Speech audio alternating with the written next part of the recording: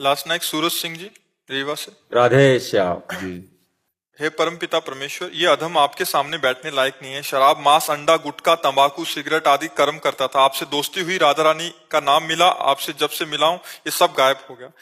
महाराज ये सब छोड़ दी।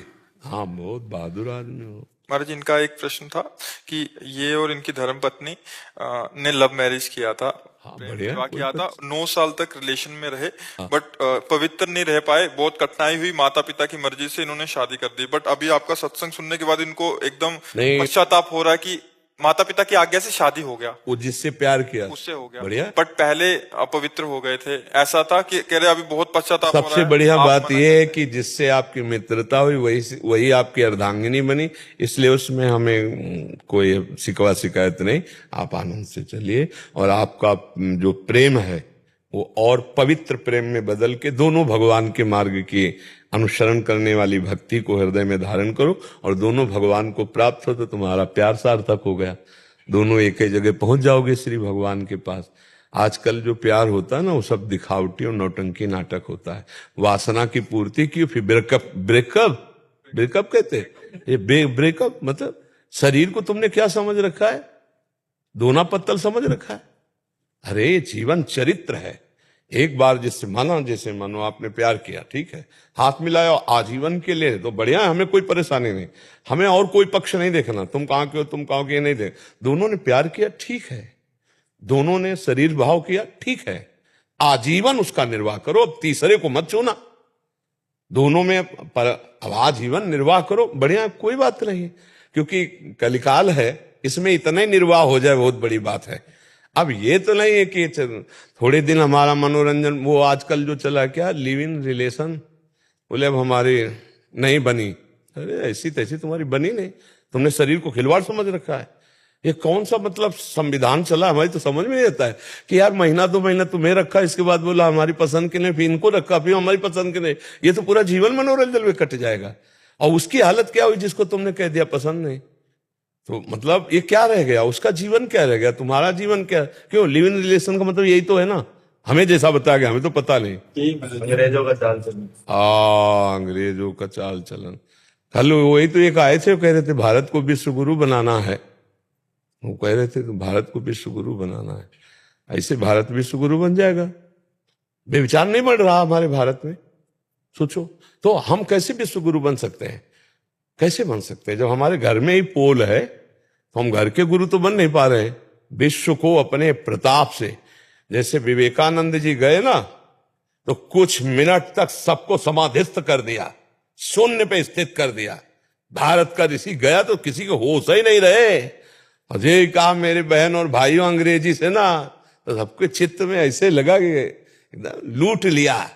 और वो नव युवक शरीर, वो तेज, वो ब्रह्मचर्य भारत का जो ऋषि है उसका प्रभाव है। तब सबने माना कि विश्व गुरु के लिए तो मतलब हमें लगता है कि प्रेम निषेध नहीं, हम भी नहीं करते, इस बात का निषेध नहीं करते। दोस्ती करो लेकिन आजीवन के लिए करो, ये हम पहले से कहते चले आ रहे। हम दोस्ती का निषेध नहीं करते, लेकिन तब तक जब तक तुम्हारा ये निर्णय पक्का ना हो जाए कि तुम दोनों दोस्त आजीवन एक साथ रहोगे, तब तक उसको पवित्र रखो।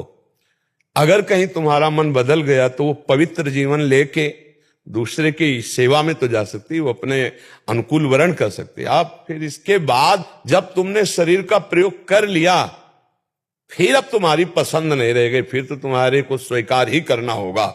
ये नियम होना चाहिए। अब जो चल पड़ा है कि भाई हमारी पसंद, और लव मैरिज करने के बाद 1 साल के बाद तलाक, ये लव मैरिज किसे कहते हैं? क्या मतलब हुआ तुम्हारे लव का, तुम्हारे प्यार का, कि 1 साल रहे इसके बाद दोनों में झगड़ा हो, दोनों में तलाक? कैसा लव मैरिज भाई? प्यार का मतलब क्या होता है? तो आजकल के बच्चों का थोड़ा लव समझना चाहिए। आपको तो धन्यवाद है कि कम से कम उसका निर्वाह कर रहे हो, और आजीवन निर्वाह करना, और दोनों भगवान के मार्ग में प्रीता से चलना। भगवान का आश्रय लो और सुखी जीवन व्यतीत करने के लिए सहनशील बनो, उसकी गलती को आप सहन कर जाओ, आपकी कटुता को वो सहन कर जाए, गुस्सा आ जाता है। छोटी मोटी आपस में बातें होती रहती हैं, उनको सहा जाता है। ऐसा नहीं कि किसी को, जहां घर गृहस्थी परिवार 4 लोग रहते हैं वहां कभी थोड़ा प्रतिकूलता हो जाती, कभी एक को गुस्सा आ जाती तो एक सह गया, कभी उसको गुस्सा आ गई तो आप सह गए। इसका मतलब अपना नतीजा संबंध विच्छेद तक नहीं पहुंचना चाहिए, अपना नतीजा घंटा आध घंटा में फाइनल हो जाना चाहिए। सॉरी, क्षमा करो, मुस्कुरा दिया वो पानी पानी हो जाएगी। अब आपको ये लग रहा है मैं पति हूं, मैं कैसे क्षमा मांगू, तो वो कौन है? वो भी तो परम पति का अंश है, कोई अंतर थोड़ी है, वो भी तो दैवी शक्ति है।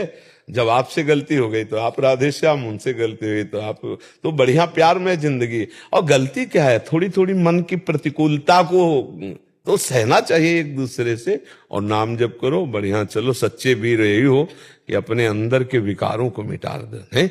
जैसे काफी बातें आप बताए कि हमने छोड़ दी, अब अंदर की और बातें जो अध्यात्म में विघ्न डालने वाली, धीरे धीरे उनको समझते हुए त्याग करते हुए भगवान की प्रसन्नता ही, भगवान का साक्षात्कार ही मानव जीवन की पूर्णता है।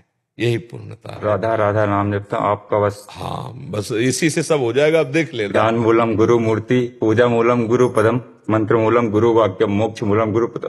अगर इतना दृढ़ भाव है तो श्री जी अपने आप सब पार कर देगी। उन्हीं की करुणा के सहारे अपने लोग हैं जी।